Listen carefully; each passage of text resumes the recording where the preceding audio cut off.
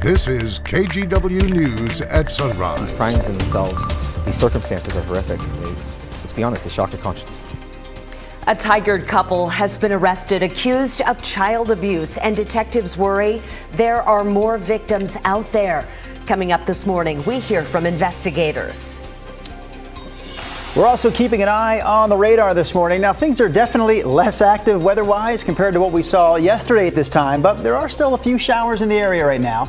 Chris McGinnis will bring us today's full forecast in just a moment. And we are live here on the Portland waterfront checking out the Cinco de Mayo festival. We will have more from the mariachi band coming up. Go ahead and take it away, guys. We'll send it back to you. He fits right in. Yes, I know. I love that outfit. Exactly. Who is that sharp-dressed man? Happy Cinco de Mayo. That is Mr. Devin Haskins. So can you define less active as we talk about Cinco de Mayo and the weather and festivals? We had over 1,000 lightning strikes in the Portland metro area yesterday. So we have hundreds? Today, 0. Oh, good. That's less. So I would say that's less. Let's go outside right now. This is the live look from our Wells Fargo sky camera. It's dark. It's early. Yes, as we showed you the radar a couple minutes ago, there are a few drips of rain here, especially up in the Cascade foothills, East County, and out into the Columbia River Gorge. It is snowing, by the way, up on Mount Hood this morning. Over the last 3 hours, the rain has been primarily focused in this part of the, this part of our viewing area, right? Primarily East County and into the Columbia River Gorge. But that said, we could push some of that westward as we roll through the day today. So our forecast is not dry, but it is significantly drier than yesterday. 51 last check at PDX. The plan for today, a chance of showers in the forecast. We may see 1 or 2 sun breaks as well. And the big thing here is the temperatures are going to be quite a bit below average. Brenda, highs today only get into the upper 50s. All right, Chris, thank you.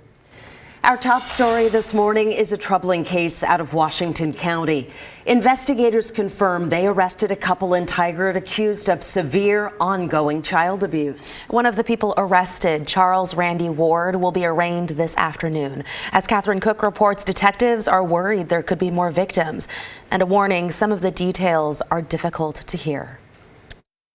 Pretty horrific information. Washington County Sheriff Sergeant Danny DePietro says he's never dealt with a case like this. It stems around a home in unincorporated Tigard where 2 adults, 9 kids, and 2 young adults all lived. Last week, detectives launched an investigation into alleged abuse at the home. They learned a child was being chained up, often for more than 12 hours a day.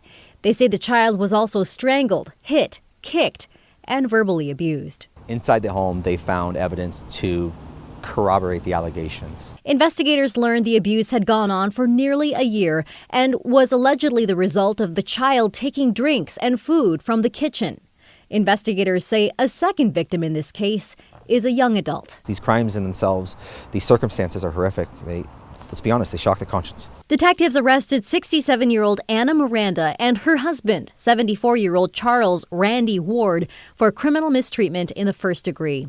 Investigators also learned Miranda had allegedly assaulted several other children in the home over many years. On Wednesday, the case went before a grand jury. That led to more charges against Miranda, including assault in the second degree and strangulation.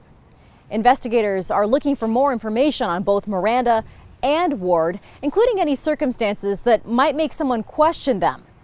They strongly believe there could be more victims. So we're trying to figure out what else could have happened in that home and if anyone else was hurt, abused, had any similar circumstances happen. DePietro says the children in this case are now safe with responsible adults. He also clarified that they're not part of the foster care system. Beyond that, investigators aren't saying how the kids and the suspects are connected, other than they're all known to each other. Our goal here is to protect the victim and victims as much as possible. This is horrific, what they've had to go through, so any more trauma, we'll do anything and everything we can to protect them. In Washington County, Catherine Cook, KGW News. We have another difficult story to share with you this morning. This one is about a 19-year-old father who's accused of killing his 4-year-old son. Marquavius Ware pleaded not guilty yesterday to the murder of his son, Jordan Clay. Detectives say police were called to an apartment building on Northeast MLK Boulevard near Northeast Highland Street on Wednesday afternoon. That's where they say they found Jordan unconscious and suffering from significant trauma. He died after he was taken to the hospital. The 4-year-old's mom and her family say they were worried that Jordan wasn't getting the care he needed, and they've been trying to get him back now for the past month. I want him in jail for the rest of his life. If you can't tell, he's a menace to society. You want to hurt somebody, but you know you can't, because we got to leave it in God's hands, number one, and we got to live in the justice hands. Ware is due back in court next Thursday.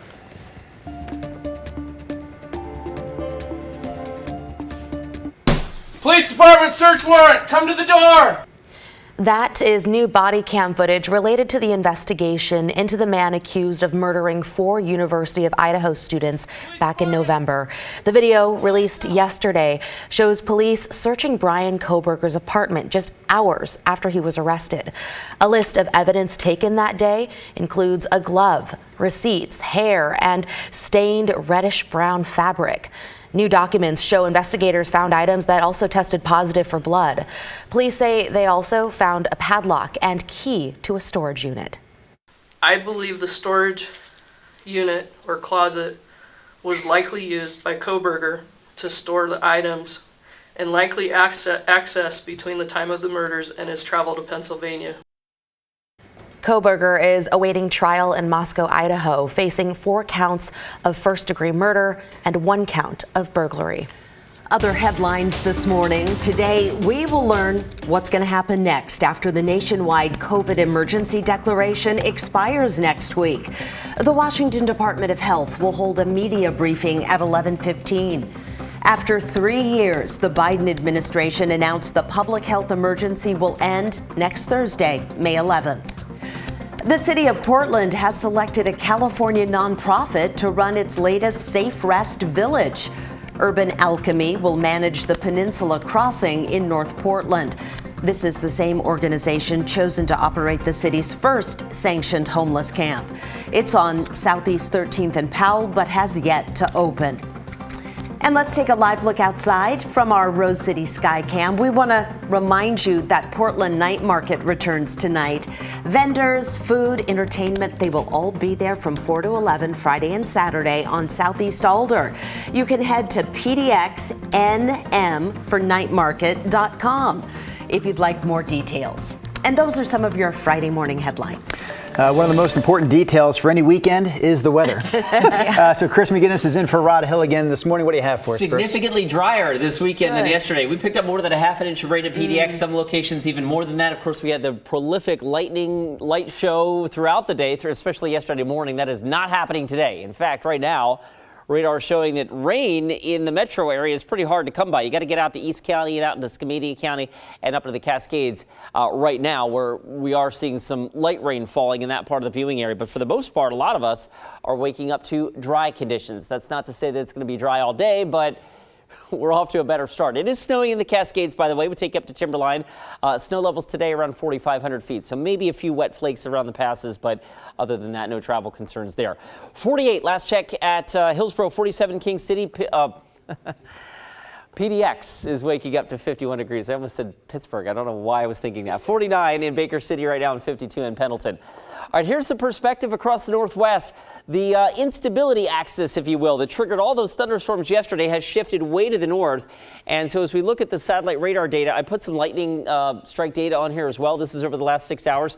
You can see that it is focused on north central Washington. So no lightning strikes at all actually showing up over the last 6 hours in the state of Oregon. That's not to say that getting out into the East Gorge that some of these cells may produce some thunder. So you folks out towards, say, Arlington and Goldendale, and certainly Klickitat County could get a rumble of thunder later today. But for now, I think west side of the state, not so much. We are still, though, dominated by this low that is spinning and swirling clouds and occasional showers our way. And when I say occasional, Futurecast really does a nice job of depicting here.